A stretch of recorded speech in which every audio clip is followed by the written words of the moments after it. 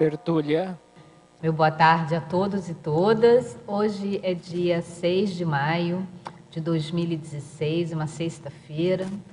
O nosso verbete de hoje é de número 3.745, com 7 páginas, 48 logias e 17 máximas. O tema do verbete: sinergismo, invexibilidade e liberdade, da especialidade em vexologia.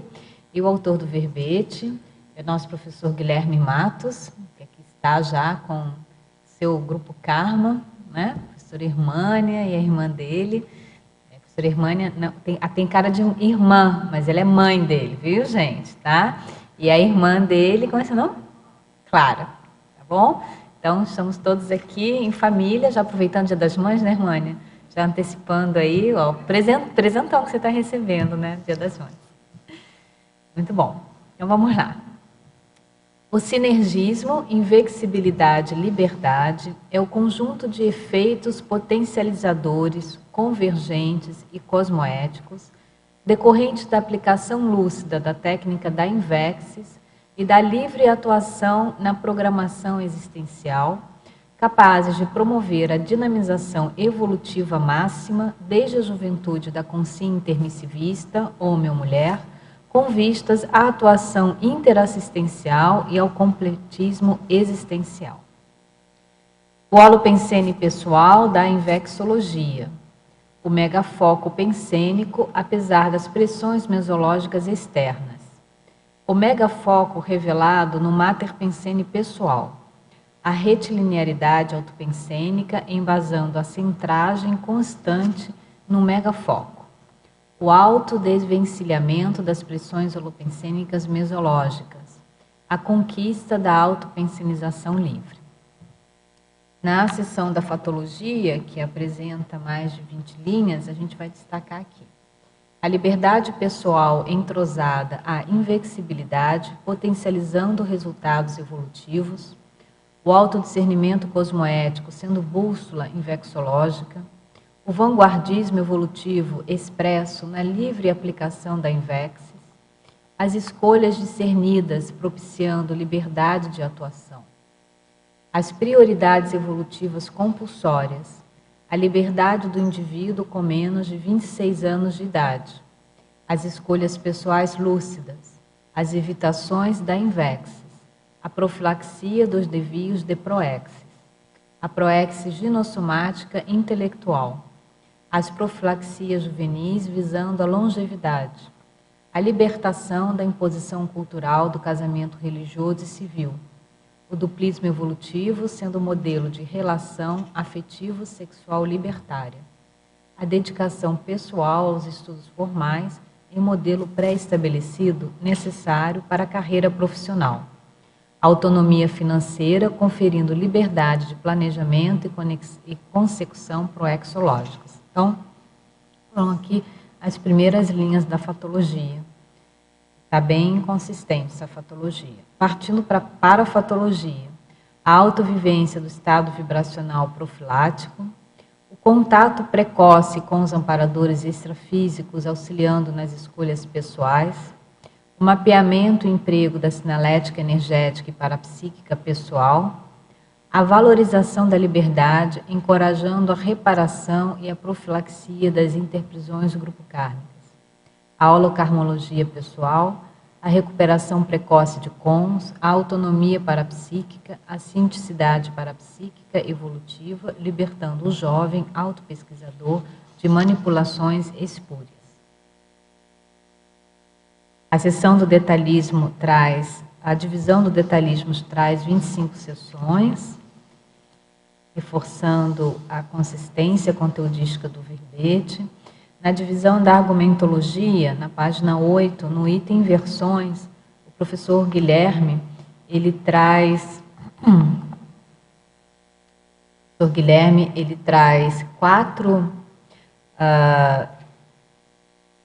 inversões conscienciais, né? E as respectivas consequências libertárias dessas inversões conscienciais.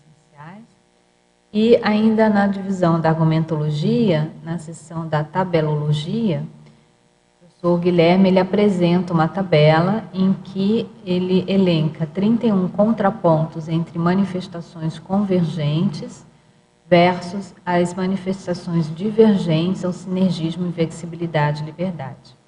Vale a pena a gente estudar com carinho e atenção e profundidade essa tabela que o professor Guilherme traz. Na seção da remissiologia, dos 15 verbetes apresentados, nós destacamos antidispersão invexológica, liberdade vinculada, livre-arbítrio, prioridade pessoal, privação providencial. O sinergismo, inflexibilidade e liberdade viabiliza as escolhas de vida antecipadamente. Ganha mais quem se responsabiliza pelas próprias predileções evolutivas nesta ressoma crítica. Você admite a repercussão otimizadora da conjugação liberdade e inflexibilidade na evolução pessoal? Assume o bônus e o ônus das próprias escolhas evolutivas? A bibliografia específica traz 5 referências. Partindo agora para a mega-análise realizada pelas voluntárias da Enciclosapiens, nós destacamos invexes, lucidez, liberdade, profilaxia, priorofilia, invexarium, meritocracia, compromisso, produtividade, autodisciplina, posicionamento, autoconscienciometria, autodiscernimento, lucidopensenidade, maxiplanejamento, antimaternidade, auto-organização, desperticidade, holocarmologia e invexologia. Guilherme, eu pulei a sua biografia, eu vou ler agora aqui, tá? E aí já te passo a palavra para você dizer para a gente qual foi a ideia do seu verbete. Você é um verbetógrafo que já consta aqui no livro dos 500 verbetógrafos, né, da enciclopédia. E o verbete que apresenta aqui no livro também é de invexes, né? Mas, gente, olha, o Guilherme, ele é graduando, é graduando ou graduado já? Graduando? Então, estou graduando agora essa semana que vem, né? Então... Opa! Então é um graduando, quase graduado, né? Então, ele está finalizando o curso de medicina, tá, gente? Ele é natural de Salvador, ele é voluntário da Conscienciologia desde 2013 e a partir deste ano, de 2013, ele se tornou docente em Conscienciologia, iniciou a técnica da inversão existencial, não é isso? A aplicação da técnica da inversão existencial, e ele é professor de invexologia desde 2015. Bom, Guilherme, então conta pra gente aí qual foi as inspirações, as motivações que te levaram a escrever esse verbete. Então, boa tarde a todos. É sempre bom estar aqui defendendo verbete, né? A gente está explorando uma ideia a mais. E minha motivação de defender esse verbete, de escrever sobre esse tema do sinergismo, inflexibilidade e liberdade, foi explorar mais e tentar explorar como acontece esse sinergismo, né? Essa condição da invexis com a liberdade, porque eu sinto que muitas pessoas, quando entram em contato pela primeira vez com a técnica da invexis, elas muitas vezes não atingem a cosmovisão inteira da técnica, não compreendem do que se trata muito. Muitas vezes a primeira impressão é de que, mas essa técnica então vai tirar minha liberdade, vai me castrar, vai me suprimir minha liberdade. Aí eu não entendia isso, eu não compreendia isso, não encaixava muito na minha cabeça. E aí eu fui tentando entender, isso foi se repetindo mais, essa reação de certos jovens no primeiro contato com a técnica, e aí eu tive então a motivação para explorar esse tema, explorar como é que a invexis, na verdade, ela é sinônimo de liberdade, praticamente sinônimo, né, de libertação, de liberdade. E aí culminou na escrita desse verbete, que era muito maior do que eu vi que estava ficando uma coisa muito grande, eu tentei enxugar, deixei assim, mas se você for parar para pensar, tem uma vasta gama de interações entre invexis e liberdade, né? De associações entre a técnica da invexis e a liberdade de atuação pessoal. Então, de repente merece até um livro, né? Falar sobre isso, né? Não é? Porque a liberdade é um princípio, é um valor, é um direito tão importante e dentro dessa sua experiência que você está colocando, né, do jovem não entender isso que você está dizendo, né, que a INVEX nada mais é do que uma técnica extremamente libertária, né, sob o ponto de vista consciencial, né. Bom, então vamos às perguntas, Guilherme. Essa pergunta vem do Canadá, tá? O teletertuliano nosso que está no Canadá atualmente, ele é muito presente aqui, sempre bastante participativo, contribui bastante com as suas perguntas. Ao verbetógrafo, professor Guilherme, estrangeirismologia, na página 5, final da penúltima, estrangeirismologia, primeira página, né? Página 5. Página 5, tá? Final da penúltima linha. Poderia explicar a vida humana trancada, expressa, nemo liber est qui corpore servet? Então, isso é uma expressão do latim, que a ideia que passa é que ninguém é livre se serve ao corpo, digamos assim. Então, uma pessoa que é trancada, ela é escrava do corpo humano, do corpo físico ou da dimensão intrafísica, ela, na verdade, ela não é livre, né?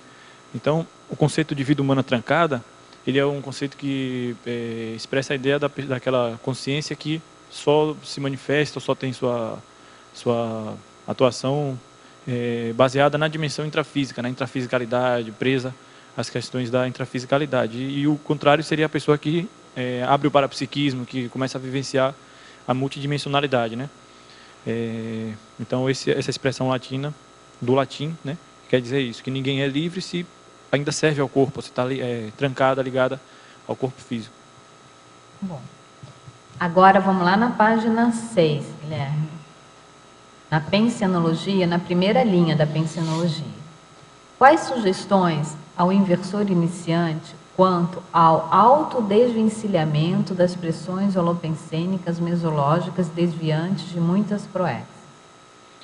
A pensenologia está na página 5, desculpa. Essa primeira linha, quando fala aqui, ó, o autodesvencilhamento das pressões holopensênicas mesológicas, na página 6.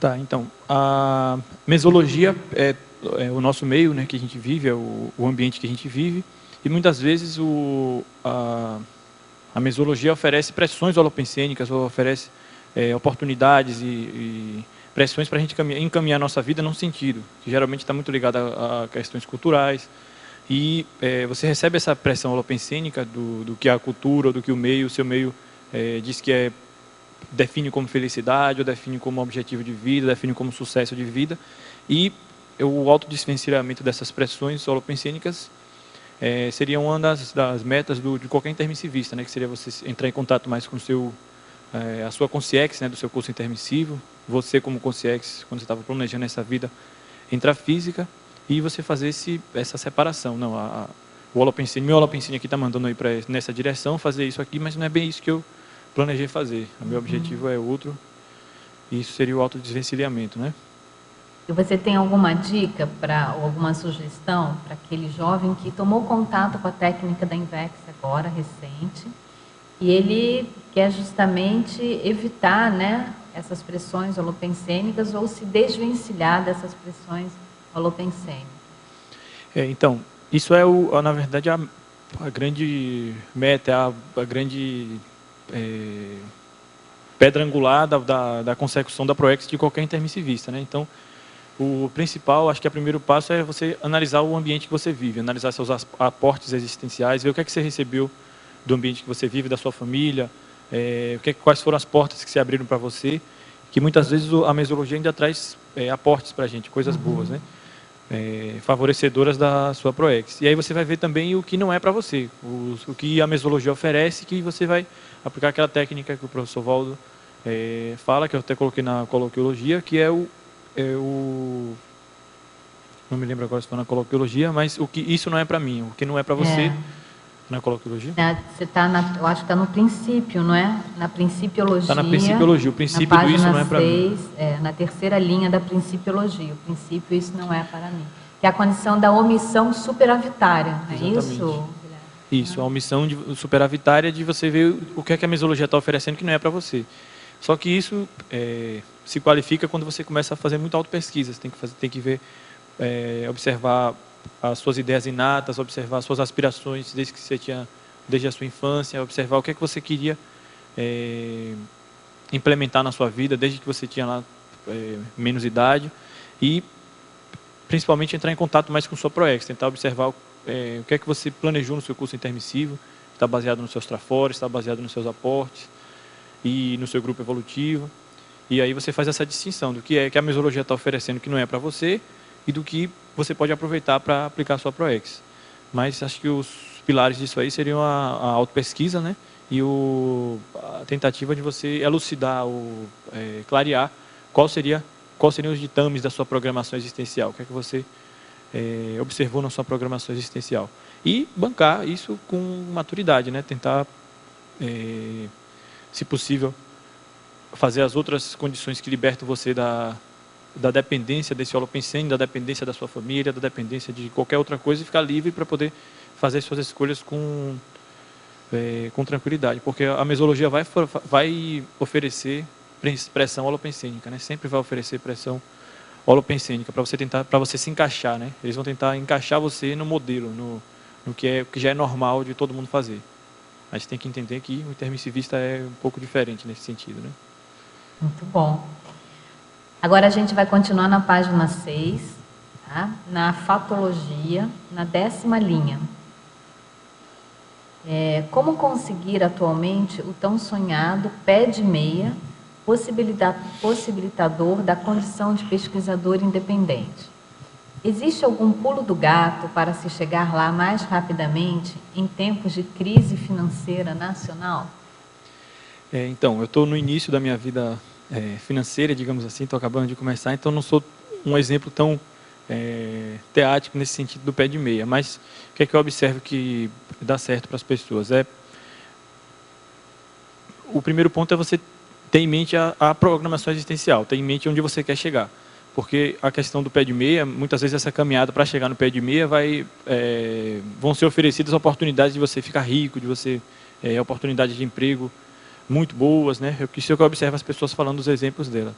E se você tem um planejamento financeiro muito claro de que onde você quer chegar logo no pé de meia para ser pesquisador independente, daí você pode investir, fazer investimento financeiro em várias linhas de atuação, por exemplo. Aqui eu posso comentar que eu converso, por exemplo, com o professor Fábio, né, que é um professor da Conscienciologia, tenho uma amizade com ele, e ele conhece bastante sobre investimento financeiro, ele sabe mais ou menos onde investir, tem uma série de possibilidades aqui na vida intrafísica de você poder investir seu dinheiro. Eu acho que o grande exemplo disso é o professor Valdo. O professor Valdo, ele é médico, odontólogo, fez uma especialização no Japão, mas o professor Valdo, logo no início da vida, ele constituiu logo o pé de meia dele para poder ficar livre, para ser pesquisador independente, né, que é a condição de dedicação integral à ProEx. Então a pessoa não precisa mais trabalhar, ela construiu um patrimônio, constituiu um patrimônio, que é o que chama-se de pé de meia, e ela não precisa mais nem trabalhar, ela só vai gerir esse patrimônio, mas vai doar 24 horas por dia da sua energia para poder fazer assistência, para poder se dedicar à sua ProEx, né? Agora, você comentou uma questão importante que eu acho que pode atender a pergunta aqui do teletertuliano com relação ao pulo do gato, né? Eu acho que não existe, assim, soluções mágicas, milagrosas, né? Da pessoa constituir um patrimônio, assim, do dia para a noite, assim, né? Acordou, né? Tem um patrimônio de forma cosmoética. Mas você falou uma questão importante, que você tem uma pessoa que te ajuda, né, ou que te dá dicas. Então, é a condição de um consultor financeiro, né? Então, ter um consultor financeiro, ter uma pessoa que entenda, né, de mercado, de investimento, dessa situação econômica, eu acho que, mesmo em tempos de crise nacional, a pessoa que é especialista, que é técnica, né, na condição de investimentos e tem uma visão mais ampla dessa econômico-financeira, pode dar sugestões, né, opiniões mais acertadas em todos os momentos, né, da situação econômica, seja crise ou fora de crise, né? Então, consultar um especialista é uma boa, você não acha isso? Eu acho, porque mesmo na crise, o especialista sabe onde é que está, qual é a aplicação financeira que está dando mais lucro, qual é a aplicação financeira que está dando mais risco, né?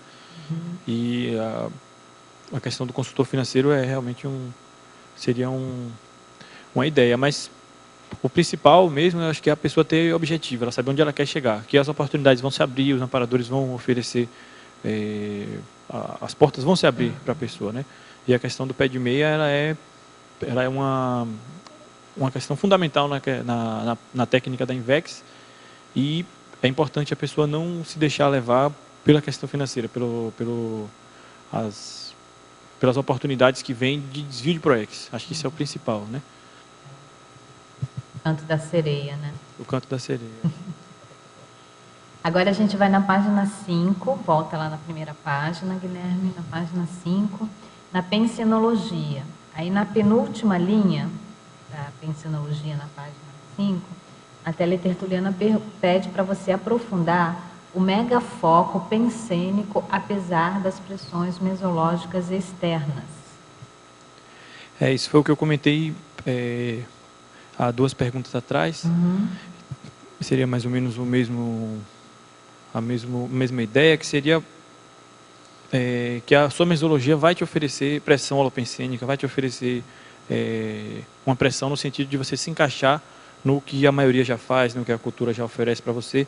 E seria o ideal você manter o megafoco pensênico, né? Saber onde é que você quer chegar. O megafoco pensênico da sua programação existencial, da limpeza da sua ficha evolutiva pessoal. E tem aí, cada pessoa vai ter seus tópicos aí de programação existencial, né? Você tem alguma técnica, Guilherme? Você pode falar para a gente, assim, como é que você soube que você, por exemplo, quis fazer o curso de medicina? Como é que foi, assim, quando você fala assim, é importante você saber onde que você quer chegar? Como que você soube ou você sabe onde você quer chegar? Então, o exemplo do curso de medicina que você está falando é o seguinte: antes de fazer vestibular, eu sabia que eu não tinha muito... Eu já tinha uma noção de que a profissão ela era um instrumento para você atingir alguma coisa diferente. Eu não sabia o que era programação existencial direito, eu ainda não tinha esse contato com a conscienciologia, mas eu tinha essa noção de que a profissão ela é um facilitador da sua vida, entre aspas, né? Hoje eu sei que a profissão ela é um instrumento, é um facilitador da programação existencial. Hoje eu tenho essa noção. Então, quando eu escolhi fazer o curso de medicina, a minha ideia principal era não ter... primeiro, me desafiar, porque a profissão médica, a medicina, ela estimula muito a cognição. Então, eu pensava nesse sentido de que eu não quero fazer uma coisa simplória, eu não quero fazer uma coisa que não me ofereça desafios, né? Então, eu queria fazer uma coisa que me oferecesse um desafio. E eu observei que a medicina é uma profissão que estimula muito a cognição. E hoje eu posso dizer isso com certeza. Meu curso de medicina ele oferece muito a oportunidade de você ampliar sua cognição, exercitar sua cognição. E o segundo ponto era a questão financeira também. O segundo, né? O terceiro era a questão assistencial. Mas a questão financeira também é um fato marcante, pacífico, de que tem profissões que elas oferecem uma facilidade maior do ponto de vista da autonomia financeira. A medicina é uma delas. Existem outras profissões que oferecem também essa facilidade financeira. Isso deve ser pensado também.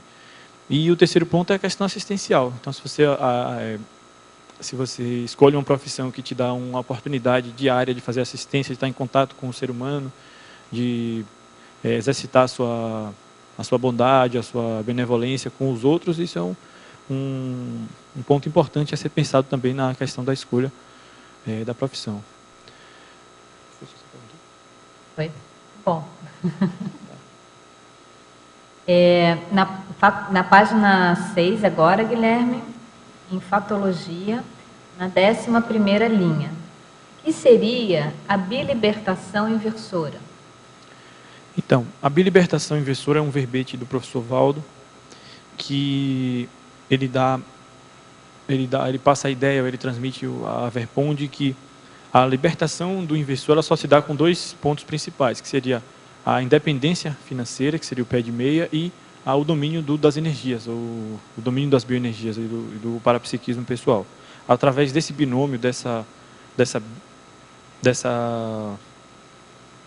dupla libertadora, o inversor teria aí a liberdade máxima para se dedicar a PROEX, né? Seria o básico. O que é que o inversor tem que ter primeiro? Autonomia financeira, na verdade, independência financeira, né? e ao domínio das energias. E é interessante porque o dinheiro é energia nessa dimensão, né? Então, passa por essa condição de você dominar a energia sob o ponto de vista, digamos assim, consciencial, mais sutil, né? As bioenergias, mas você também tem um domínio do fator que é a energia principal aqui nessa dimensão intrafísica, né? Sob o ponto de vista material, que é o dinheiro. Então, bom. E eu acho que a questão do domínio energético é super importante na questão do desassédio, né? Porque você pode estar ali, como o Guilherme falou, oferecem um emprego, um trabalho bem interessante, você vai conseguir o dinheiro, mas aí você, por não estar lá no seu domínio energético, vai se assediando, se intoxicando e vai desviando do que você veio fazer. Perde o megafoco e não adianta estar com aquele pé de meia, não vai usar ele em nada assistencial, né? Então, assim, esse domínio energético eu acho que é um fator primordial mesmo. Para aumento da lucidez, né? Ele chama bastante atenção aqui no vídeo da questão da lucidez, do discernimento, né? Então, e se a gente pensar na técnica da INVEX, um dos objetivos é a desperticidade. Então, também. Domínio energético é importante. Agora, na página 6, Guilherme, na parafatologia, na quinta linha, de baixo para cima. Tá? A vivência da projetabilidade lúcida aplicada à autoevolução cotidiana. Poderia aprofundar? E, se possível, citar algum exemplo pessoal sobre esse item relacionado com a temática do verbete? Então, a vivência da projetabilidade lúcida ela é uma meta da evolução consciencial e principalmente aplicada à evolução cotidiana. A gente pode citar, por exemplo, a personalidade da escala evolutiva, lá, o projetor lúcido, o projetor consciente, que seria a pessoa que vivencia a projetabilidade, ela vivencia a projeciologia na prática. Não é aquela pessoa que sai do corpo quando quer. Isso seria uma condição mais lá do teleguiado, seria uma condição mais da semiconsciência. Mas é aquela pessoa que tem facilidade, ela tem a projetabilidade técnica, ou seja, ela aplica técnicas, ela faz uma tecnicidade para sair do corpo com facilidade ou para rememorar com facilidade. E ela usa esse atributo, ela usa esse instrumento que é a projetabilidade lúcida para o cotidiano. Ela usa para a vivência dela. Eu posso citar meu exemplo pessoal do seguinte: eu comecei a meu voluntariado conscienciológico, minha docência conscienciológica pelo IPC, que é uma instituição que tem o Mater Pensene da projeção consciente, dentre outros. Mas o Mater Pensene, o principal tópico estudado no IPC é a projeção, a projetabilidade lúcida. Então, lá no meu início, quando eu comecei a dar aula de projeciologia, houve períodos em que eu tinha muita projeção. Tinha projeção dia sim, dia não, todos os dias. E eu tinha uma teática muito grande para rememorar e registrar minhas projeções, aplicava muita técnica.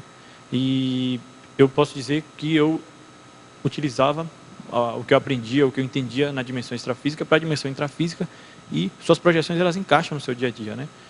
Então eu já tive projeções, por exemplo, de ir para... Eu estava no internato, estava no internato lá num determinado hospital, e no outro dia eu ia para esse lugar, e no dia anterior eu tive uma projeção de que eu sabia que eu ia ajudar uma pessoa, por exemplo. A noção de que amanhã é um dia importante, você vai ser uma peça-chave na mudança da vida de alguém, ou na assistência para alguém. E aí eu anotei aquilo de manhã e a ideia não era muito clara, assim, mas era essa noção que a projeção passava. E aí no outro dia eu acordei, anotei tudo e já fui para esse hospital com essa pulga atrás da orelha, né, com essa ideia de que alguma coisa ia acontecer. Mas aí eu cheguei até a esquecer. E aí, nesse dia, por exemplo, eu tive 3 evidências, assim, uma separada da outra, de que era uma pessoa específica, um paciente específico que estava lá, que eu ia fazer alguma assistência, ajudar ele. Tá? Essas pessoas que me deram essas dicas, elas não sabiam de nada, obviamente, eu não tinha falado nada, mas apareceram, assim, 3 situações ao longo do dia e que me mostraram aquela pessoa ali. E aí, realmente, aquela pessoa caiu para... por acaso, não por acaso, na verdade, né? Ela foi a pessoa que eu tinha que ver a história, fazer o exame físico e evoluir o caso dele lá na enfermaria. E realmente eu passei a manhã inteira organizando a vida daquela pessoa, ajudando ela na questão dos exames ali e tal. E no final do dia eu tinha realmente arrumado a assistência de saúde daquela pessoa dentro daquele hospital. Isso é só um exemplo, mas eu tive uma série de outras oportunidades também que me mostraram que se você presta mais atenção, se você usa essa ferramenta da projeção consciente para o seu dia a dia, você amplia muito, né, seu cabedal, seu instrumental, para ampliar sua lucidez no dia a dia. Isso dá o senso, né, de liberdade, né, porque fazendo a correlação, penso eu, ver se eu estou certo, com o tema do seu verbete, desse sinergismo, eu acho que tendo essa vivência mais lúcida com relação às projeções, isso amplia muito a nossa atuação com relação ao livre-arbítrio, né? Amplia muito, vale a pena qualquer intermissivista, qualquer pessoa ter uma rotina de aplicar técnica projetiva, de se dedicar ao desenvolvimento da projetabilidade técnica e depois da projetabilidade lúcida, né? Boa tarde, Guilherme. Eu queria te perguntar aqui, na parafatologia, de cima para baixo, ali sobre a cientificidade parapsíquica evolutiva, libertando o jovem autopesquisador de manipulações espúrias. Você poderia ampliar um pouquinho isso aí para nós? Então, a cientificidade parapsíquica, ela é uma inovação, digamos assim, um diferencial dos estudos da conscienciologia, que seria a gente ampliar o nosso parapsiquismo de forma científica, de forma técnica, ou seja, seria procurar evidência do que você viu no seu parapsiquismo, seria você investigar para ver se é aquilo mesmo. Tem uma cientificidade, um raciocínio mais científico do que você encontra ou do que você vivencia no seu parapsiquismo. E com isso você poderia ampliar seu parapsiquismo aí sem limite, né? Você pode ampliar o máximo que você conseguir. E isso é uma manifestação libertadora de manipulações espúrias, porque tem outras linhas, tem uma série de linhas religiosas e sectárias que a gente observa, místicas, né, que fazem manipulação no sentido de que, em vários sentidos, por exemplo, eu vou citar o espiritismo, por exemplo. O espiritismo, eu já ouvi isso algumas vezes, entende que o médium, a figura do médium, é uma pessoa que ele pode ter o parapsiquismo, ele nasceu com o parapsiquismo, ele tem o dom do parapsiquismo, e outras pessoas talvez não tenham esse dom, então elas também não podem lá exercer, dominar o parapsiquismo, exercer o parapsiquismo de forma assistencial. É só um exemplo, tá? E com isso a pessoa entende que o parapsiquismo dela, ela não tem, na verdade, ela não vai desenvolver porque ela não tem, ela não nasceu com aquele dom.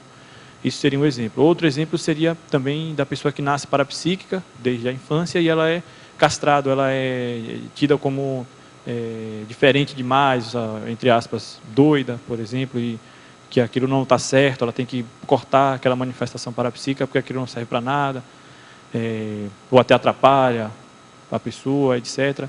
Sendo que, na verdade, não é isso que a gente observa. O paradigma consciencial, no seu item de ser multidimensional, entende que o parapsiquismo é para ser vivenciado, é para a gente ampliar nossas parapercepções. E muita gente é manipulada através do parapsiquismo, né? Porque tem aquela questão das espúrias, né? Como que você vai usar o seu parapsiquismo, né? Tem parapsiquismo para quê? Qual é a função, né? Qual é o objetivo? É fazer assistência ou é você usar de uma forma espúria, né? Ela é uma faca de dois gumes, né? Ela tanto pode ser usada para um lado assistencial como para um lado de manipulação, né? E você pode, inclusive, ser manipulado pelo parapsiquismo dos outros, né? Então, a pessoa lá que se diz parapsíquica, ela pode te dar informações, pode te dizer coisas que, na verdade, não são verdade. Ela está te manipulando com o parapsiquismo dela. Se você desenvolve o seu, você tem condição de dar o contra, de falar, não é isso que eu estou vendo, não é isso que eu estou sentindo. Entendeu? Então, você se livra de assédio moral, se livra de uma série de possibilidades aí de ser manipulado com o desenvolvimento do seu autoparapsiquismo. Ok. E aí, dentro dessa linha que você está trazendo, né, Guilherme, da cientificidade parapsíquica, acho que vale a pena a gente lembrar o princípio da descrença, né? Eu acho que é justamente digamos assim, o pilar que né, que dentre as várias funções desse pilar, desse princípio, vai justamente fazer a profilaxia dessas manipulações, né, do direcionamento. Então, o jovem, a partir da sua experiência parapsíquica própria, e com base na questão do princípio da descrença, que é o que embasa, né, a cientificidade parapsíquica, no caso da proposta do paradigma consciencial, é o princípio da descrença, vai tendo cada vez mais autonomia, né, nas suas manifestações, nas suas percepções, justamente para ficar livre, né, das manipulações, das doutrinações, das lavagens cerebrais. Você concorda? Como é que você vê isso? Eu concordo com você. É isso aí, o princípio da descrença é um dos... tem que ser vivenciado o tempo inteiro, né? A descrenciologia. Principalmente a autodescrenciologia também. Isso. Então, por exemplo, tem um outro exemplo que é a pessoa que tem um parapsiquismo e ela tem um traço do misticismo. Então, ela observa coisas na dimensão extrafísica, ou tem percepções parapsíquicas, ela se contenta com a primeira resposta que aparece. Então isso está me dizendo um sinal para eu fazer tal coisa. E aí aquilo às vezes é cômodo e ela aí vai com essa primeira opção, né? E a cientificidade parapsíquica seria você observar e falar, não, peraí, vamos aos fatos aqui. Eu observei esse ponto e esse ponto. O que ele está me dizendo? Pode ser isso, pode ser isso, pode ser isso. E você vai reunindo pontos, né? Vai reunindo fatos e aí você chega numa conclusão mais assertiva, mais discernida sobre o significado da sua percepção. Muito bom. Na página 6, Guilherme, em parafatologia, na terceira linha, a valorização da liberdade encorajando a reparação e a profilaxia das interprisões grupo-kármicas. Pode comentar? Então, a gente sabe que a interprisão grupo-kármica, as interprisões grupo-kármicas, elas são uma realidade na vida na nossa vida multidimensional, né? A gente passou por várias oportunidades, várias outras vidas e nem sempre nossos contatos humanos ou nossas interações elas foram positivas, né? Muitas vezes elas foram negativas por conta da nossa baixa lucidez naquela vida ou naquela época e a gente criou um laço interconsciencial patológico, que seria uma interprisão grupo-kármica, né? E a inversão existencial, ela já no seu Holopensene, nas suas bases, ela já vem com essa técnica, ela já vem com esse encorajamento de você fazer profilaxia de novas interprisões grupocármicas, né? Então, seria, por exemplo, as evitações da Invexis, elas têm como objetivo, um dos objetivos principais seria você não criar mais interprisão grupocármica. Então, muito ajuda já quem pouco cria interprisão grupocármica, né, entre aspas.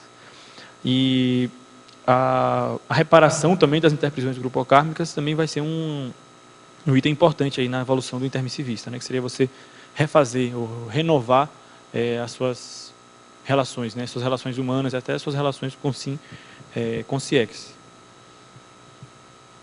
Na parafatologia ainda, na quarta linha de baixo para cima. Pode explanar a produção de autorretrocognições, propiciando a autopesquisa avançada da holobiografia pessoal e da paraprocedência? Então, a nossa holobiografia pessoal e a nossa paraprocedência seria por onde a gente andou, o que é que a gente andou fazendo aí nas nossas últimas vidas, né? O prefixo holo quer dizer conjunto, quer dizer todo, né? Então, a sua holobiografia é tudo que você produziu positivo e negativamente até os dias atuais. E você tendo autorretrocognições, principalmente as sadias, você vai conseguir observar quem você foi, o que é que você andou fazendo, qual é o grupo evolutivo que você prejudicou, que é o grupo que você vai ter que fazer assistência nos dias de hoje. Você se conhece mais através das retrocognições e isso propicia a sua autopesquisa, né, da sua paraprocedência e da sua autobiografia. Paraprocedência é de onde é que você veio. Por exemplo, o seu curso intermissivo. Então, se você tem retrocognição do período intermissivo, do período que você estava planejando a sua autoexistência, você vai poder entender diversas cláusulas ou objetivos da sua ProEx, vai conseguir identificar personalidades também que você teve contato, né? E agora na página 7, Guilherme, em interaciologia. A interação, autonomia intraconsciencial, interdependência evolutiva. Poderia aprofundar? Então, para comentar a questão da interdependência evolutiva, vou citar um verbete que eu coloquei na remissiologia, que é o verbete da liberdade vinculada, que é um verbete que diz exatamente que a gente tem uma vinculação inseparável com outras consciências, do ponto de vista da interassistencialidade. A gente não evolui sozinho, né? E nossa liberdade, na verdade, ela é vinculada. A gente não tem liberdade total, a gente não é independente completamente das outras consciências. A gente vive uma relação de interdependência. Onde é que está? E a interação, autonomia intraconsciencial, interdependência evolutiva seria... Porque como é que eu entendo isso, né? Essa interação? Seria você entender que você tem uma interdependência evolutiva, que você depende de outras pessoas dependem de você, e você conquistar a sua autonomia intraconsciencial. Assim você vai ser muito mais assistencial, muito mais assistente do que assistido, se você vivencia essa autonomia, né? Quanto mais você busca autonomia e liberdade dentro do seu quadrado de interrelações, digamos assim, você fica mais livre, fica mais tranquilo para poder exercer a interdependência evolutiva de forma assistencial. Bom, você tem uma autossustentabilidade, né? Uma autossuficiência, né? Para você poder ajudar mais.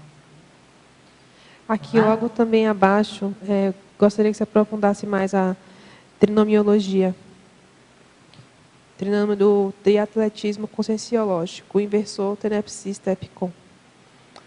Então, esse é um averpão do professor Valdo que chama-se triatleta conscienciológico, que é a pessoa que vivencia a condição de inversão existencial, tenepsista e epicom lúcido. E o trinômio triatletismo conscienciológico eu entendo que é uma das questões que mais se relaciona com a liberdade existencial, né? A pessoa aplica a INVEX desde a juventude, ou seja, ela tem uma vida livre e com as antecipações, com a questão do planejamento máximo livre da vida humana para poder fazer a ProEx dela, fazer assistência. Ela vivencia a questão da TENEPS e vivencia a questão do epicentrismo consciencial, né? Esse é o triatletismo conscienciológico. Já temos aí uma série de dezenas e dezenas de pessoas na CCCI que vivenciam essa condição do triatleta conscienciológico. Inversor, do tenepsista e do epicom, né? Tem já epicons lá no conselho de epicons que são triatletas, né? Uhum.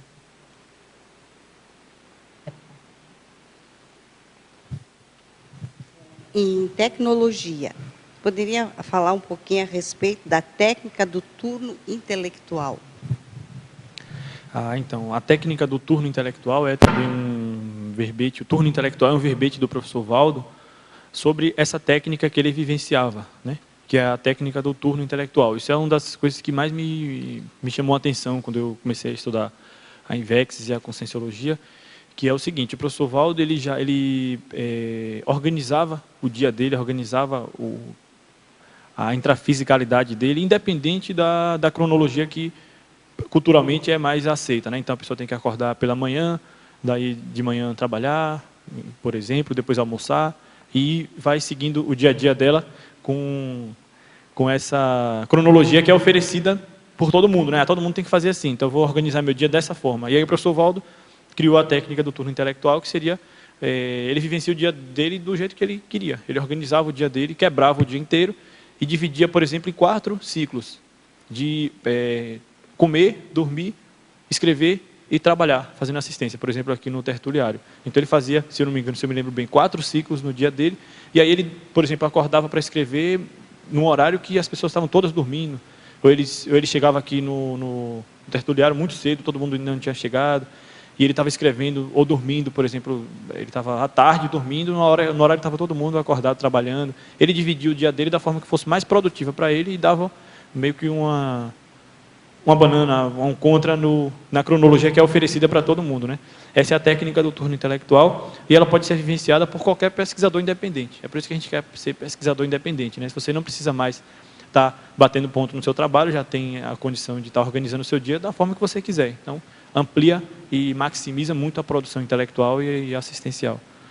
Ok, obrigada.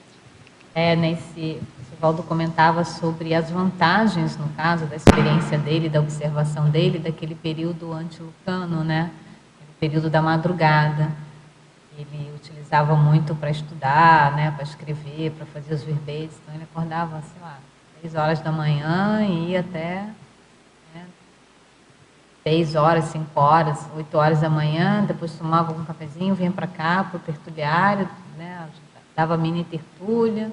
Então, é isso que você falou, né? A pessoa organizar os seus turnos, principalmente, que mais ajudam na produção, né, da intelectual, né? Às vezes a pessoa deixa para estudar, ou para ler, ou para fazer alguma coisa só à noite, né? Quando já está cansado, né? Então, né, ter um turno que favoreça uma disciplina intelectual, mas que seja produtivo, né? É o sonho de consumo, né? Professor Guilherme, na página 6, em pensenologia. Essa aqui você já respondeu. O autodesvencilhamento das pressões holopensêmicas mesológicas, né? Então, vamos na 6ª linha da fatologia, na página 6. Poderia falar sobre as profilaxias juvenis visando a longevidade? Então, não sei se todo mundo conhece o conceito da inversão energética, né, que eu gostaria de explicar antes de explicar isso aqui. A inversão energética ela é uma inversão vivenciada por todas as consciências, não só pelo inversor consciencial, que é o inversor existencial, que é o seguinte: nosso corpo, nosso holossoma, ele ao ressomar, ele vai ganhando, adquirindo energia até um determinado ponto. E depois desse ponto, é o ponto a pessoa ainda está, digamos assim, acabando de ressomar, entre aspas, né? E a partir de um determinado ponto, de uma determinada idade, a pessoa começa a despender ou a perder energia. E daí ela começaria a dessomar, por exemplo. Isso dá lá por volta dos 30, se eu não me engano, 36 anos de idade. Eu não estou me lembrando agora a idade exata. Mas até esse ponto, normalmente, né, seria o normal, a pessoa ainda está ganhando energia, ela ainda está recebendo energia para o seu holossoma. E a partir desse ponto a pessoa já está perdendo energia, ela já começa a envelhecer, já começaria a morrer. A dessomar. Um dos objetivos da inversão existencial é o prolongamento da inversão energética. Então a pessoa ela faria desde a juventude profilaxias ou otimizações do ponto de vista do domínio energético, do ponto de vista da alimentação, dos exercícios físicos, para ela prolongar essa inversão energética, ela ser jovem ou ter muita energia por mais tempo, né, por um tempo de vida maior. E aí ela aproveitaria esse período em que ela tem muita energia, muita jovialidade, digamos assim, para poder fazer assistência, para poder trabalhar com assistência e com escrita, né? E essa é bem interessante isso que você colocou aqui, né, Guilherme? Porque, veja, normalmente quando você é jovem, não se pensa muito que vai se envelhecer, não é isso? Eu me lembro que a minha mãe falava: minha filha, você não vai ficar jovem o tempo todo. Hoje eu sei, como minha mãe era sábia, viu? Ouço a mãe de vocês, ela sempre sabe. Então, veja, então essa profilaxia, quanto mais cedo, né, houver essa profilaxia, porque a gente está cheia de energia mesmo, jovem, pode tudo, faz tudo, não sei o quê, né, quase não fica doente, não é isso? Então a gente sente assim por cima da carne seca. Mas a disciplina, né, a organização holossomática, no sentido de já se fazer uma profilaxia enquanto já se tem essa pujança, né, energética, é muito importante. Principalmente porque a expectativa de vida está aumentando cada vez mais. Né? E você aí que é da área de medicina sabe que o ideal mesmo é a pessoa não esperar ficar doente para ela buscar um estado melhor de saúde. Né? Ela já trabalhar com a condição de melhorar a saúde dela, estando saudável. Né? Manter a saúde cada vez mais e qualificando o estado de saúde dela, sem que a doença acometa, né, o corpo físico. E agora eu estava vendo uma matéria outro dia, não sei se você chegou a ver, porque você falou que você tem interesse na questão da neurologia, né? Como triplicou os casos de Alzheimer. Então, assim, as pessoas elas estão envelhecendo, estão vivendo mais, porque, né, a qualidade de vida, assim, as condições levam até uma longevidade maior, mas não estão com qualidade de vida sob o ponto mental, vamos dizer assim, psicológico. Então, o grande avanço de doenças como Alzheimer ou incapacitantes sob o ponto de vista é importante, né? Porque tem que viver bem, mas tem que viver bem lúcido, né? Senão... eu gostaria de comentar um exemplo principal, que não tem que deixar de comentar nessas profilaxias, que é a questão das drogas e dos tóxicos, né? Isso não pode deixar passar.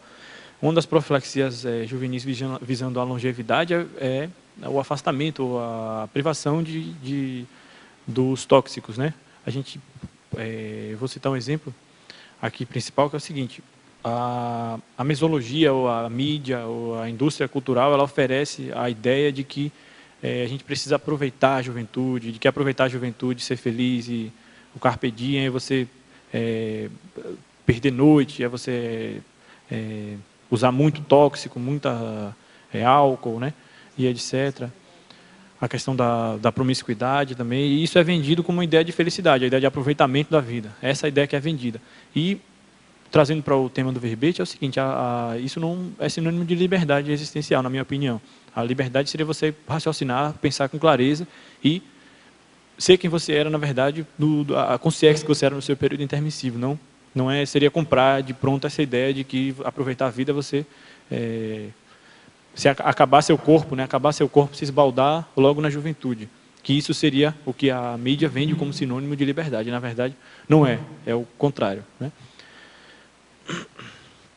Então, vamos lá. Na fatologia, na página 6, no final da terceira linha, de baixo para cima. Favor explicitar o sobrepujamento do autodidatismo do formador de opinião. Então, o autodidatismo é a capacidade da pessoa construir sua cognição, construir seu conhecimento independente, ou sendo independente relativamente dos tutores, das instituições. Seria você buscar os meios de você aprender técnicas, aprender coisas, se informar, só que tendo a sua autonomia de formar a sua opinião, né? Então, o sobrepujamento do seu autodidatismo seria uma manifestação de liberdade em termos de cognição. Não seria você comprar ideias ou absorver as ideias do jeito que elas vêm já, uma instituição te ensina uma coisa e você já vai lá, aceita aquela ideia e fala, não, isso aqui é a verdade universal, é isso aqui mesmo que eu vou entender, né? Seria você formar sua opinião de forma autônoma, de forma independente e livre, né? E não depender principalmente de tutores, não depender de... Antigamente a gente tinha os iniciados, por exemplo. Os iniciados dependiam lá dos seus tutores, de quem estava em cima, para poder ensinar a pessoa a subir, a ascender do ponto de vista intelectual e evolutivo. Hoje a gente sabe que não precisa isso. Você tem a internet, por exemplo, te dá a oportunidade de você pesquisar o que você quiser. Você baixa um artigo científico hoje em segundos, né? E você se informa, vê qual é a verpom mais certa, vê o que é que está certo, o que é que está errado. Bom, a questão do autodidatismo é bem importante, né, na condição da formação do jovem atual. Agora, não é mais a geração Y? Qual que é a geração agora? Sabe? Não sei, né? Mas é fundamental para a pessoa não ficar só focada no ensino formal, né? Ela procurar outras formas de conhecimento, né? Procurar outras formas de instrução, né? De autoinstrução. E em parafatologia, Guilherme, na página 6, na sexta linha, poderia fazer uma abordagem sobre a vivência permanente da condição de isca assistencial lúcida? Então, a condição da isca assistencial começa com a condição da pessoa ter um holopensene assistencial. Ela tem uma psicosfera, ou uma atmosfera dos pensenes dela, é um ambiente de assistência, um ambiente propício e favorecedor da melhoria de consciências extrafísicas que se aproximem dessa psicosfera, né?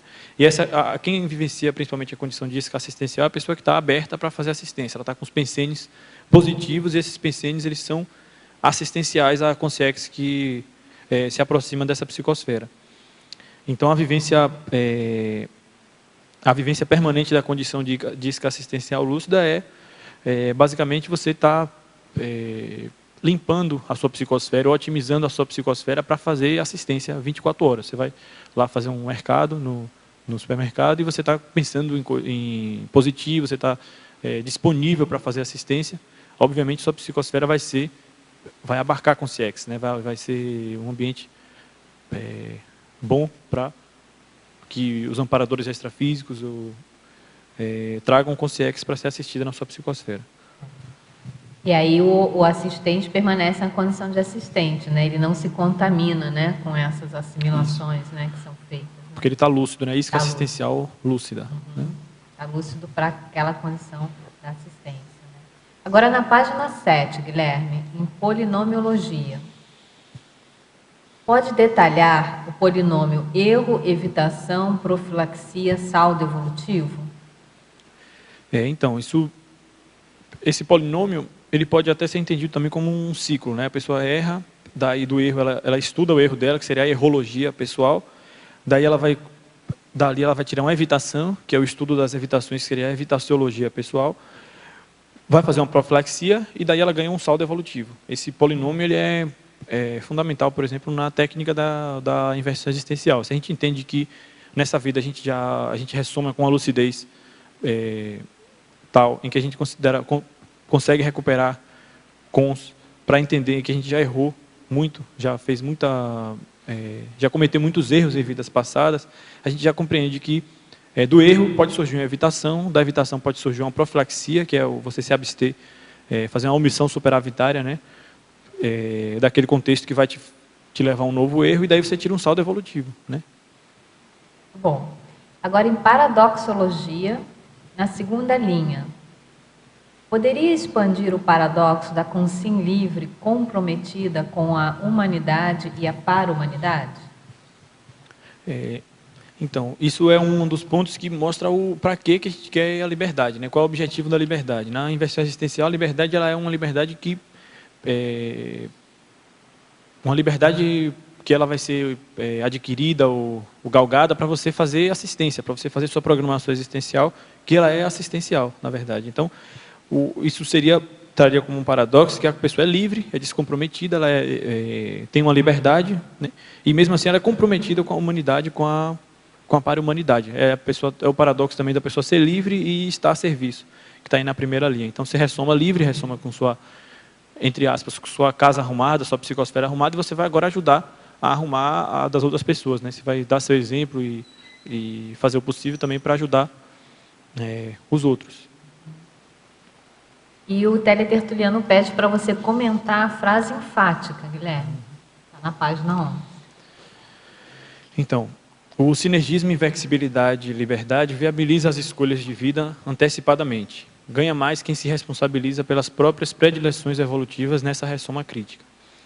Esse sinergismo ele viabiliza que você escolha antecipadamente na sua juventude para onde você vai levar a sua vida, né? O rumo da sua vida você pode escolher logo desde a juventude. É isso que é a questão principal, o cerne principal, a pedra angular aí da técnica da Invex. Só que isso vem com a responsabilidade, né? Toda liberdade ela vem com a responsabilidade. Então, a pessoa que se responsabiliza pelas próprias predileções, sobre o que ela prefere na evolução dela, ela ganha mais, né? Porque essa ressoma, como eu coloquei aí, é crítica, né? Se a gente for ampliar o conceito aí da pré-intermissiologia, de que a gente está ressomando agora nessa vida, e que essa nossa vida é uma vida crítica, é uma vida fundamental na nossa série X, né? Em todos os milênios que a gente já viveu e nos próximos que a gente vai viver, a conquista, por exemplo, da desperticidade nessa vida, e principalmente, né? E a consecução, por exemplo, de Omega GESCOM, que você deixaria para o seu grupo evolutivo, daria um salto, ou traria para você um ganho evolutivo para as próximas existências que você nunca obteve isso antes, né? Então isso seria uma assunção de responsabilidade. Você assume, você hoje nessa vida é livre para escolher o que você vai fazer, se você começar, por exemplo, aplicando a técnica da inversão existencial, e você assume essa responsabilidade da sua liberdade. Você pega a sua liberdade e vai fazer alguma coisa com ela, né? Nessa ressoma crítica, que é a principal que a gente está vivendo. Bom. Professor Guilherme, parabéns pelo excelente verbete. Em sua opinião, a autoconfiança ajuda a adquirir o sinergismo, invexibilidade e liberdade? Se sim, por quais motivos? Acho que a autoconfiança ela é um pré-requisito para você vivenciar o sinergismo, invexibilidade e liberdade, né? Porque você, como um inversor existencial, você se banca. Você fala, não, você vai ouvir muita coisa, por exemplo, do ponto de vista de que você ainda é jovem, você não sabe o que está falando, você ainda vai ver isso mais para frente, você vai amadurecer. Isso, de certo modo, é verdade, mas de certo modo também você tem que entender que o intermissivista ele já pensa de uma forma diferente. Você já tem ideias inatas, já tem noções que só você, nesse aspecto, vai entender. Aquilo é seu, da sua programação existencial, e você vai ter que bancar isso. Então, a autoconfiança de bancar, de falar, não, eu vou inverter minha existência e vou começar a fazer assistência agora, porque eu sei a importância disso. E você, por exemplo, fazer profilaxias, evitar uma série de outras coisas que tem importância para a mesologia, para a sociedade. Isso exige você bancar também. Você fala, não, isso não é para mim, eu não vou fazer isso, que isso não me serve. Aí vão dizer para você, mas você não está aproveitando, você vai estar perdendo a oportunidade. mas você sabe que não, né? Você banca, tem autoconfiança, você confia no seu taco e sabe que você tem uma mega ProEx, por exemplo, você tem um papel muito importante na ProEx grupal, e principalmente para o seu grupo evolutivo, e você banca isso. Isso exige autoconfiança. Né? Bom, vamos lá? A página 7, na mitologia. Como mãe, eu tenho todo o direito de fazer essa pergunta, né, Cristina? O mito de a mulher somente se realizar ao gestar. Então, isso é um mito que a gente ouve isso o tempo inteiro, né? Que a mulher só é feliz quando ela é mãe. A mulher nasceu para ser mãe, ou ela só é feliz quando ela vai fazer uma gestação humana. Isso é um mito, isso é uma falácia de que a mulher nasceu para gestar. Isso, na verdade, inclusive, é preconceito com o ginossoma, né? Que o ginossoma só serve para fazer gestação humana. E a gente vivencia, por exemplo, a questão da antimaternidade sadia, que seria uma técnica tanto da inversão existencial quanto da reciclagem existencial, que seria a escolha lúcida e discernida por não ter filhos ou não ter gestações humanas para poder produzir gestações conscienciais. Isso é um contraponto aí muito grande que as técnicas evolutivas da conscienciologia fazem com o senso comum, né, com que a sociedade imagina que seja o exemplo de felicidade, né, de conquista na vida, que seria a questão da maternidade ou da paternidade. Só deixar claro que a gente não é contra pessoas que querem ter filhos, mas você colocou muito bem, né? A condição de uma escolha lúcida, consciente, né? A pessoa ter a liberdade para ela pensar e refletir, né? Se ela, enfim, e acabar optando pela condição da antimaternidade, né? Eu posso comentar essa questão, acho bom você citar. Obviamente, a inversão existencial e a conscienciologia não é contra a pessoa ter filho, né? Quer dizer que não gosta de criança, ou que não é para ninguém ter filho. O ponto não é esse. O ponto é o seguinte: a pessoa que fez o curso intermissivo, né, o intermissivista, boa parte das vezes ele vai optar por fazer uma ressoma, fazer uma vida um pouco diferente, um pouco fora da casinha, digamos assim. Então, muitas vezes vai vir essa opção de não ter filhos. É uma opção lúcida da pessoa. Ela não é estendida para os outros, de falar, não, o certo é não ter filho, o certo é só escrever livro. Não é isso, não existe certo e errado, né? Isso é uma escolha do intermissivista, né? Então, é a escolha da pessoa de priorizar, de fazer uma priorização, de não fazer gestação humana para fazer gestação consciencial. E é interessante você colocar isso, né, Guilherme, porque isso que você está colocando é muito importante. Às vezes se opta, e né, a gente sabe que a taxa de natalidade está diminuindo, né, cada vez mais e tudo. Então, há a opção cada vez maior das mulheres, pela própria liberdade, de não ter filhos. Mas aí a condição qual que é o objetivo, qual que é o princípio disso, né?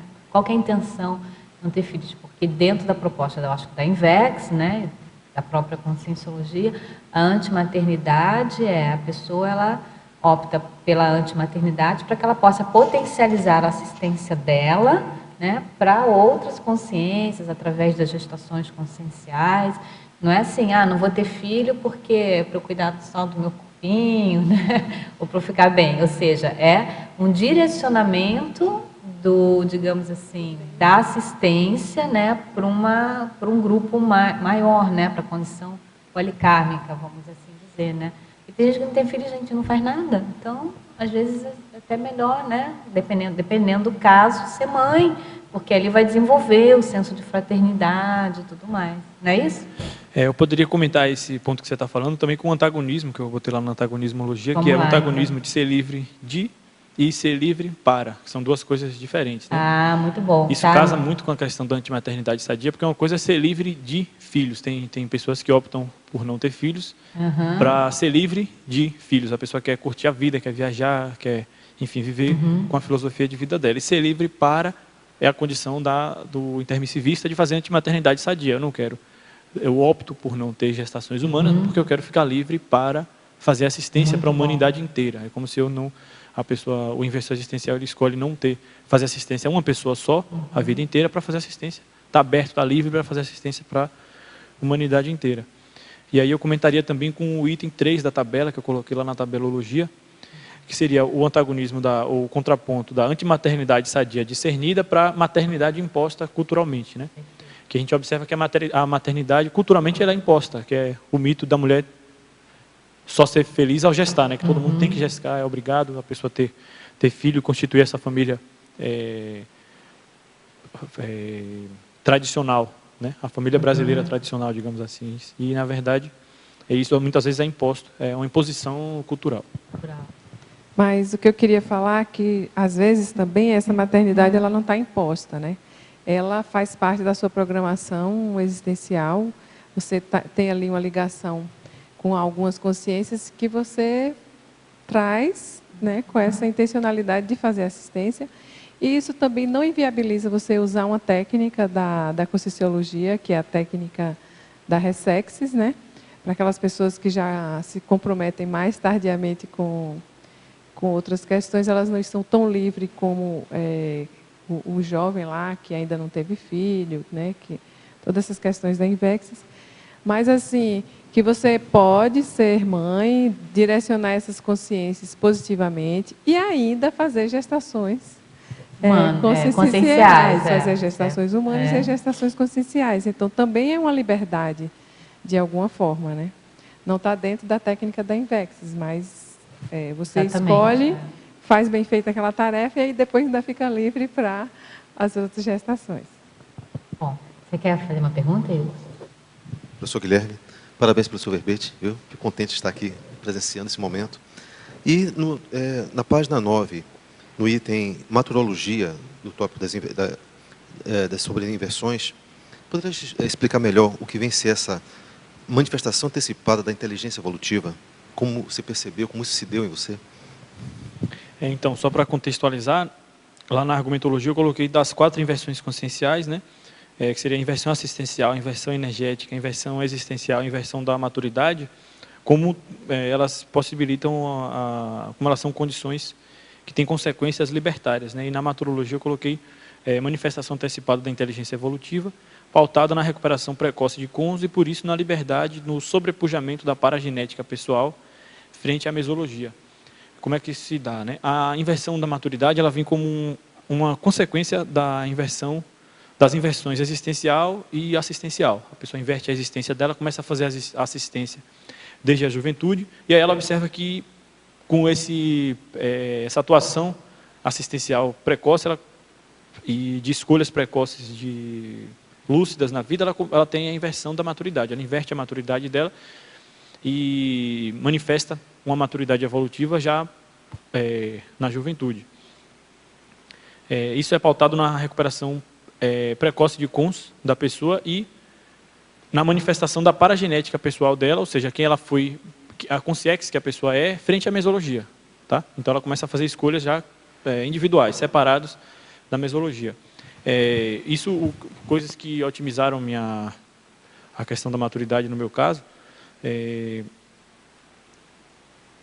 A docência conscienciológica eu poderia citar aqui como um exemplo principal. Né? Se você começa a se disponibilizar para estar fazendo docência conscienciológica na sua cidade ou itinerando, a questão da ampliação do parapsiquismo também, e principalmente a questão do planejamento de vida, né? O maxi planejamento infectológico, na minha opinião e na minha experiência, ele favorece a recuperação, o download de cons de forma mais acelerada, porque você começa a enxergar a sua existência até você dessomar, inclusive depois de você dessomar, né? Isso, na minha experiência pessoal, favoreceu a recuperação de cons. Eu acho que a própria opção pela técnica da Invex é uma manifestação antecipada, né, da inteligência evolutiva, né, que você aqui está falando das inversões conscienciais, mas acho que ao jovem, quando ele opta pela aplicação da técnica da Invex, acho que isso já é uma maneira, né, de antecipar a inteligência evolutiva, né? Obviamente a pessoa vai amadurecer sempre, né? O jovem nunca vai ser mais a priori, o jovem sempre é menos maduro do que a pessoa que já vivenciou um pouco mais de tempo na vida intrafísica.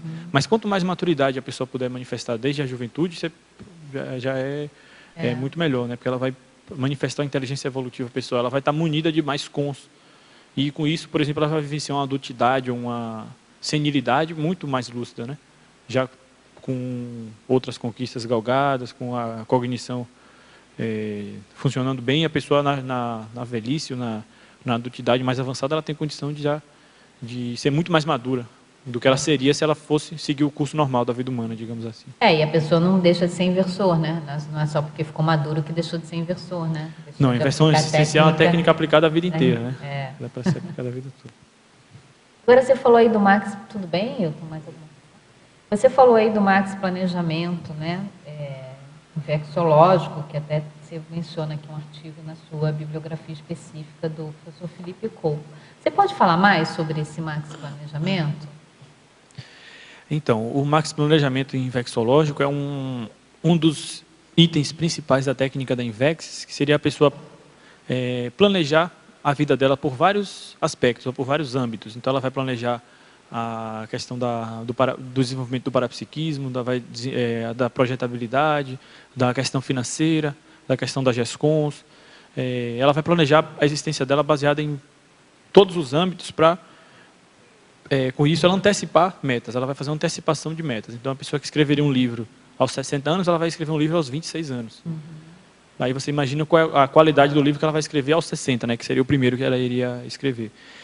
E o Max Planejamento Infecciológico, ele tem um ponto principal, que é a questão da gesconografia. A questão os outros pontos do Max Planejamento, eles também vão ser planejados, mas a questão da gesconografia digamos assim, para o intermissivista hoje, ele é um ponto principal.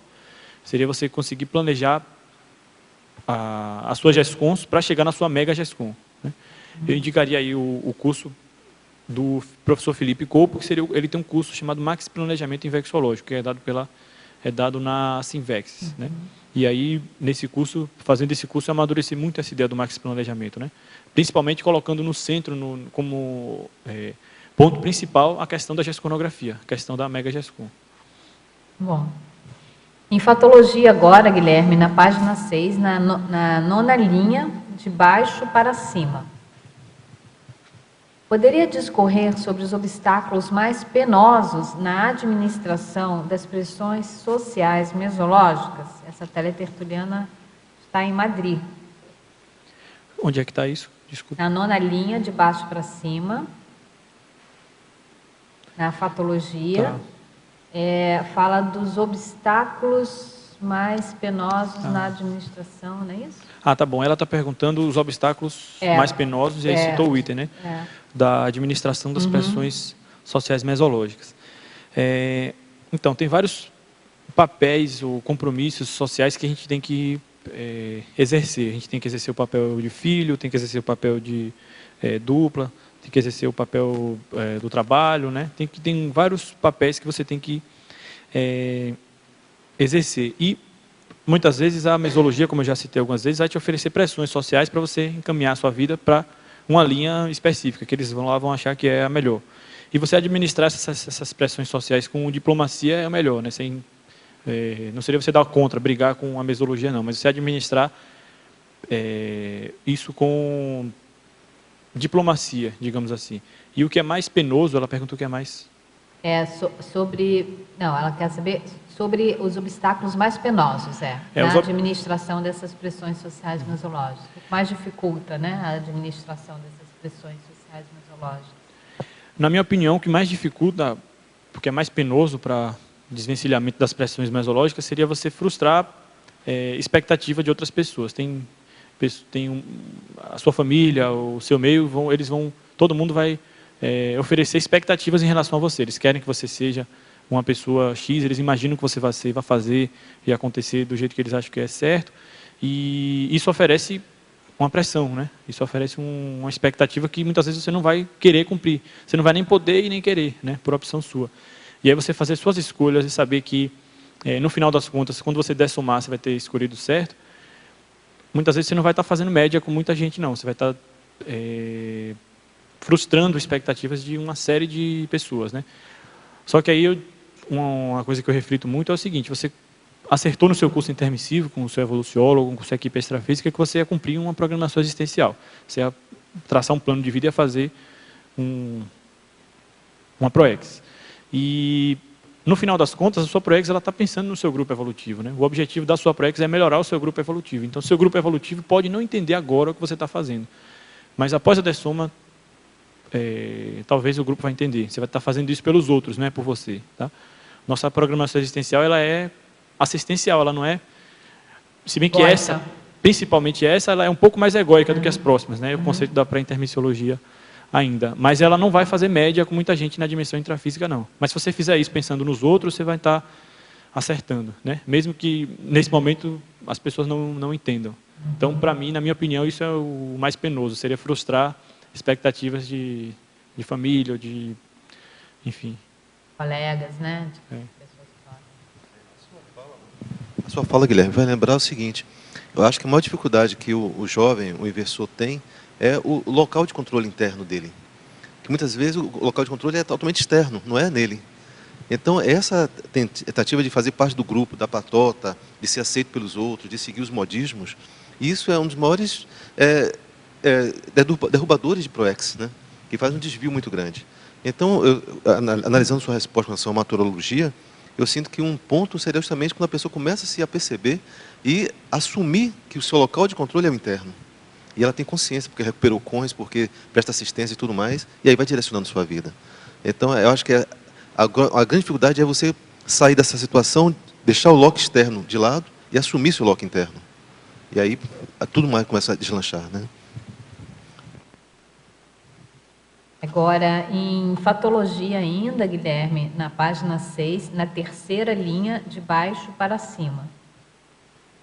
Poderia explicar qual sua experiência com a escolha da moradia em país livre, mantenedor da liberdade de expressão?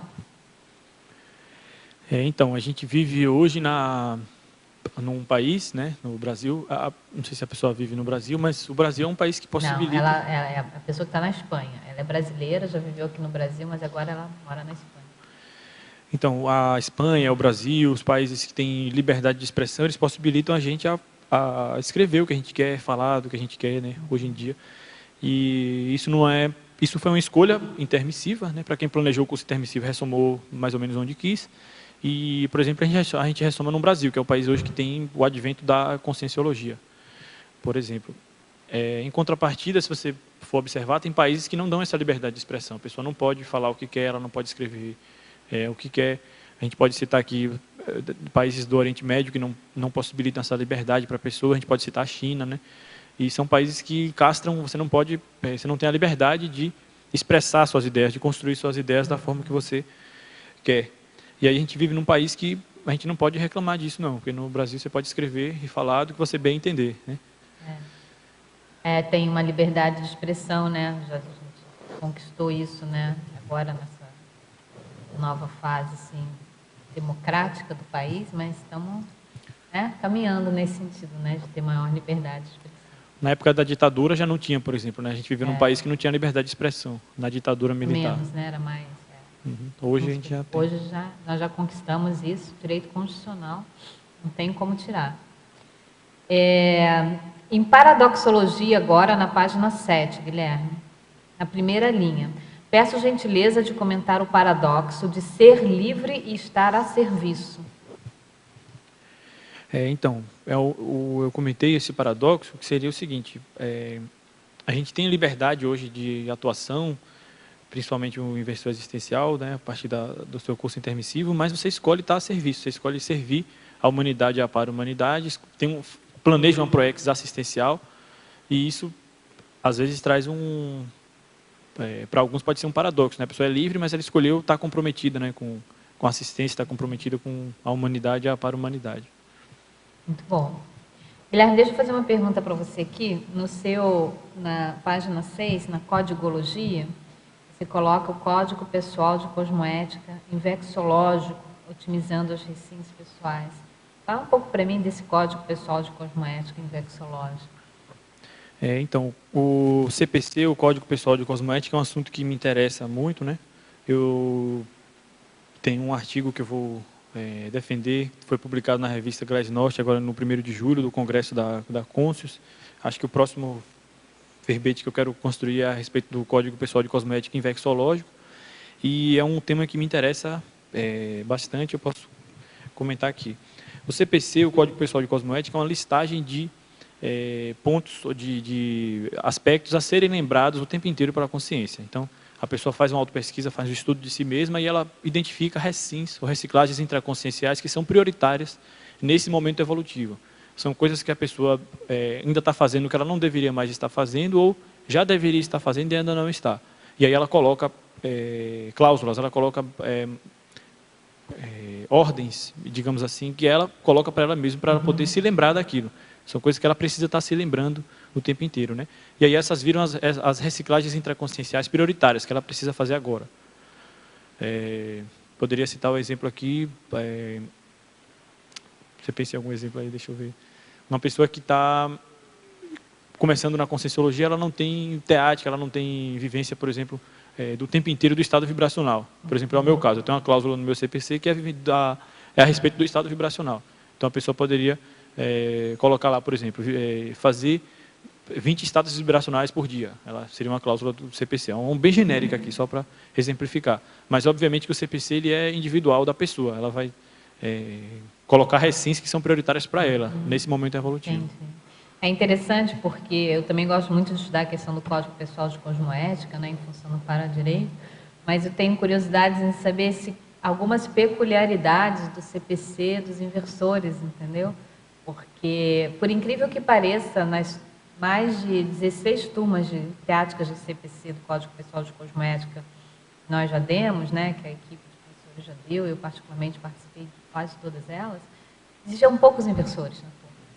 Então eu fiquei pensando assim, mas será que inversor não precisa de CPC? Vai que inversor não precisa de CPC, né? Já tem um CPC embutido, assim, já vem, né? É mais avançado o modelo, então já vem com CPC embutido, não precisa de CPC. Mas precisa, né? Estou falando isso, mas precisa. Todo intermissivista é bom ter, né? É ideal fazer a técnica do Código Pessoal de Cosmoética. Então, eu tenho uma curiosidade, assim, específica, científica, sabe? De pesquisa sobre como que se tem alguns parâmetros, né? Em comum, alguns princípios em comum que não tem os códigos pessoais de cosmoética, apesar de serem pessoais, serem individuais, serem, né, como você mesmo falou, realmente aplicados ali a cada pessoa, mas dos inversores. Esse é um tema que me interessa também. Eu também estou querendo aprofundar essa questão da relação do CPC com a inversão existencial. O que eu observo principalmente é a questão do porão consciencial. Acho que se você se você queria saber ou está pensando também num ponto que nortearia o CPC de quase todos os inversores ou de todos os inversores, seria a questão do porão consciencial, eu diria aqui, na minha experiência pessoal, né? Porque o CPC, né, pelo menos no meu caso pessoal, serviu muito para o porão consciencial. Então, o porão consciencial é uma fase da juventude que a pessoa ainda está muito sujeita a manifestações ainda animais, digamos assim, ainda instintivas, e aí aparecem trafares ou traços fáricos que são muito primitivos, são muito brutos da consciência, né? E isso aparece na juventude de qualquer pessoa, o porão consciencial aparece na juventude de qualquer pessoa.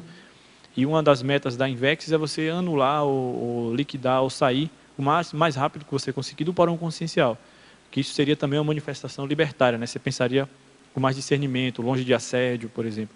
E o CPC do inversor, eu encontro uma relação muito clara do CPC com a saída do porão consciencial, né? Na minha opinião. A gente pode até pensar em conversar com o pessoal da Sinvex ou com vocês inversores, a equipe, super isso para a equipe de professores do curso Teáticas do Código Pessoal de Cosmoética, e a gente promover um evento, promover um encontro lá com os inversores para a gente, né, chegar a alguma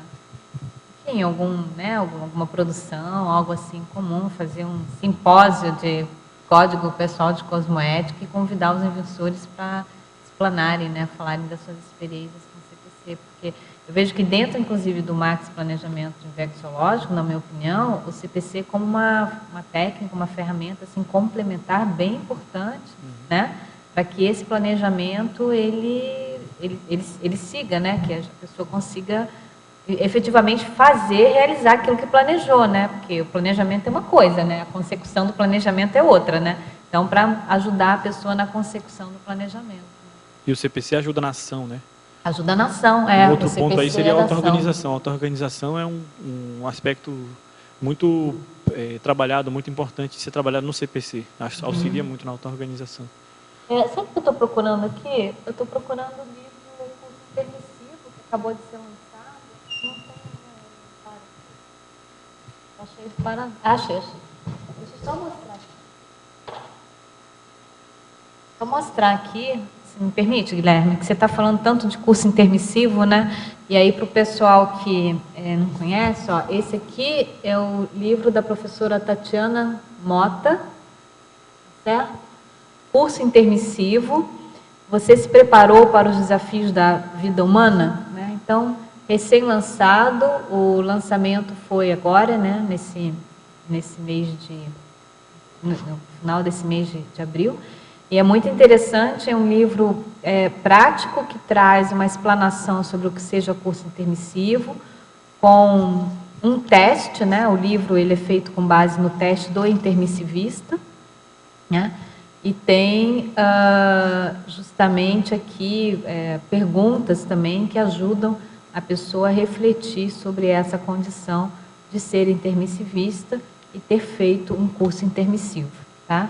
Então, né, Guilherme, isso aqui vale a pena para os jovens, para as pessoas que estão interessadas em entender melhor sobre o que seja o curso intermissivo, como se auto-identificar na condição de intermissivista, né? Deixa eu aproveitar aqui que eu já estou fazendo o jabá. Deixa eu anunciar, gente, ó, esse livro aqui, ó, Paradoxos, tá? Do professor Luiz Bonassi. E ele coloca uma frase aqui no subtítulo do livro: você tem certeza sobre tudo o que pensa? Então, veja, para a condição também do jovem, do invexólogo, da pessoa que aplica, né, a técnica da inversão existencial, essa condição de estudar os paradoxos, né, e saber lidar com os paradoxos é muito importante. Amanhã, sábado, o Círculo Mental Somático vai ser já vai ter o pré-lançamento do livro do professor Luiz Bonassi, Paradoxos, e o tema vai ser Paradoxos, né? Eu não sei quando vai ser o lançamento oficial do livro. Amanhã também? Amanhã também, então, no hotel, né? No Hotel Mabu Interlude vai ter o lançamento do livro do professor Bonassi. Um livro bastante rico, bem completo. O professor Luiz Bonassi já estuda esse assunto há bastante tempo, então, acabou de sair, acabou de ser lançado. Vocês já podem adquirir pelo Shopcons, tá? Tanto o Paradoxos, do professor Luiz Bonassi, quanto o livro Curso Intermissivo, da professora Tatiana Mota. E deixa eu só lembrar aqui para vocês mais uma questão. Olha, a Intercons, que é uma pré-IC que se dedica à condição do intercâmbio conscienciológico, lançou agora aqui também, ó, o terceiro informativo intercâmbio, e eles trazem nesse informativo intercâmbio a campanha interassistencial. A gente está falando tanto de assistência, de proexas, né, de planejamento, de maturidade evolutiva. Então, lança a campanha interassistencial de 1000 ortopensatas na África. Então, o objetivo do pessoal da Intercons é distribuir no continente africano 1000 exemplares do léxico de ortopensatas. Tá? Então, quem quiser mais informações, quiser contribuir, saber como pode contribuir, se não tiver acesso aqui ao informativo, que se não me engano está disponível no site da Intercons. Vou dar aqui o site para vocês, www.interconsglobal.org. Tá? E para informações além do site, tem um e-mail aqui, intercâmbioconscienciológico@gmail.com.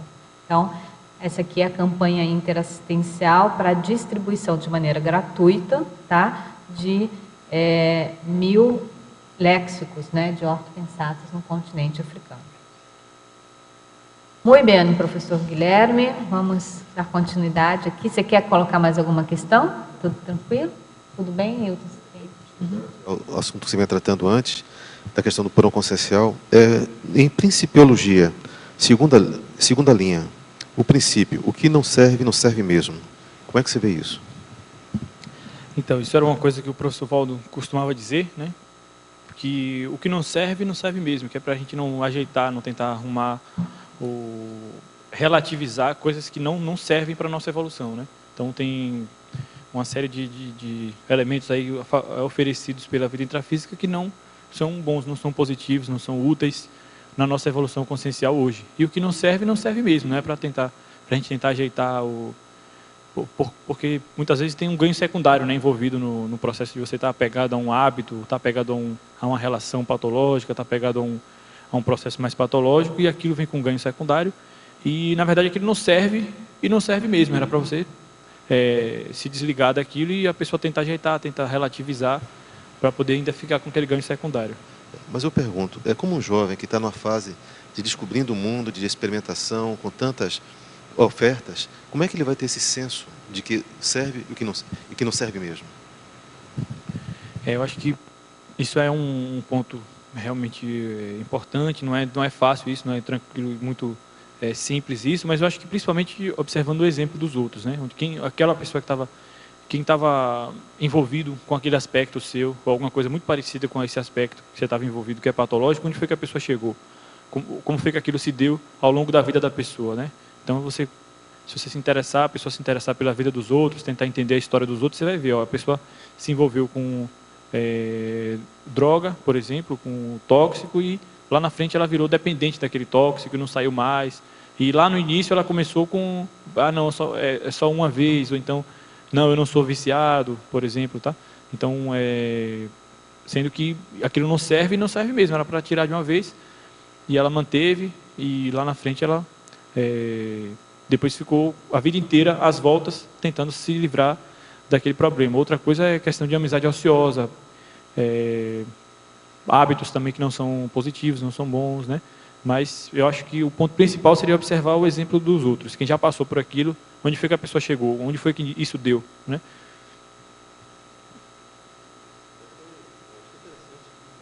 Abordou isso e fez um seguinte pensamento: apesar de ter muito forte meu bloco interno, eu preciso desenvolver o olhar para fora. E é o que normalmente não acontece com o jovem. O jovem está num processo tão egocêntrico, que só pensa nele, na situação dele, e não tem esse olhar. E na hora que você começou a falar, me veio assim, pô, isso é muito sério. Porque esse olhar, de olhar para o exemplo do outro, o comportamento, as atitudes, os efeitos, os resultados, é uma base do trabalho de um pesquisador. Então, a autopesquisa também ela passa por esse olhar, que é a percepção individual, mas um olhar sobre a realidade externa, né? Muito bom, bem colocado isso.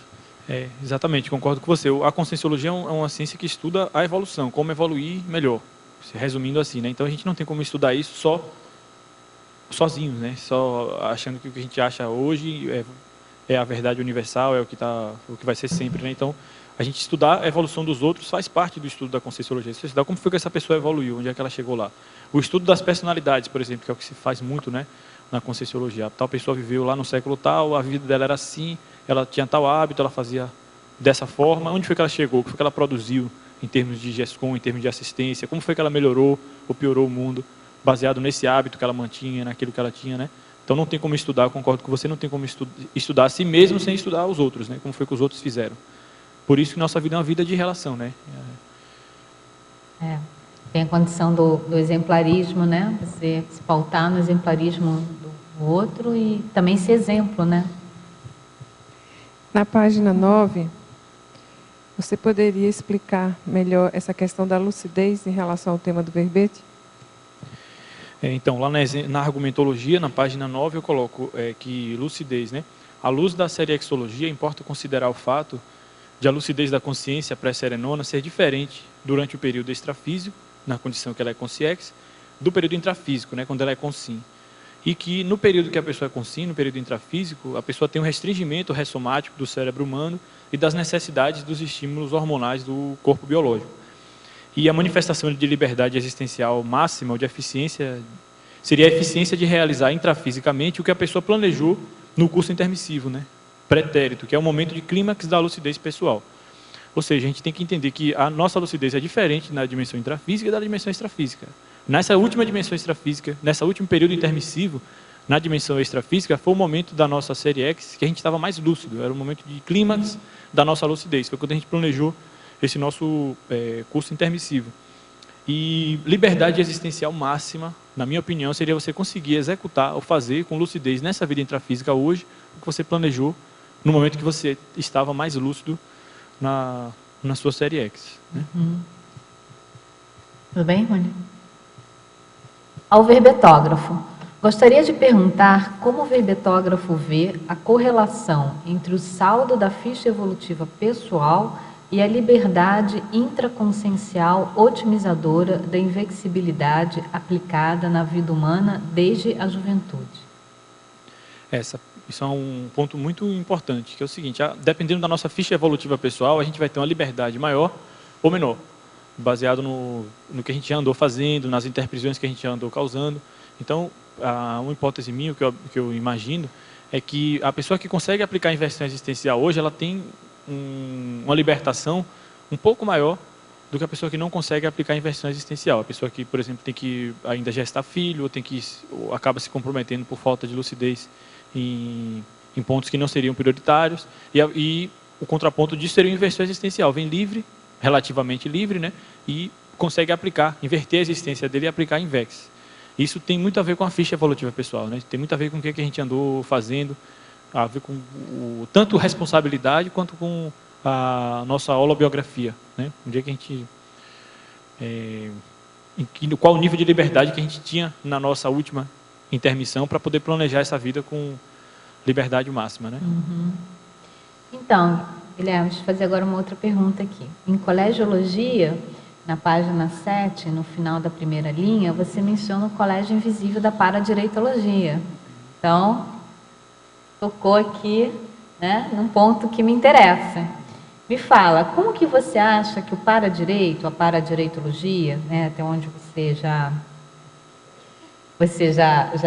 vislumbrou, pode ajudar nessa condição da invexibilidade e liberdade, nesse sinergismo? Então, aí você é especialista no tema, depois você corrige, complementa o que tiver faltando, tá? Mas eu quero aprender com você, porque você que é o invexólogo, você que eu quero saber da inversão e o paradireito. O ponto é a inversão.